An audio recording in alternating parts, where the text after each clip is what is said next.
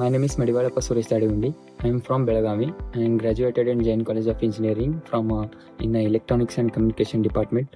And after my graduation, I joined Emertxe on embedded system course, and where I learned multiple languages and multiple skill sets, which include C, C++, data structures, and created multiple projects on C and C++, and also microcontrollers. And in microcontrollers, I learned communication protocols in depth, and after that I learned Linux internals, and I did one project on Linux internals, and also got selected for power track batch, and I got selected for LG Soft company, and they asked only C basics questions, and C++ also they asked, and in C they go a little bit depth, but after that in MC also they asked some questions regarding my project and academic project. My interview was quite good, and this is my first interview in Emertxe, and I got selected in first shot.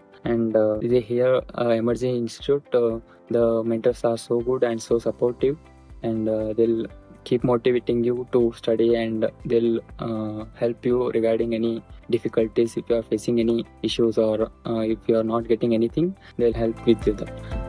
Thank you.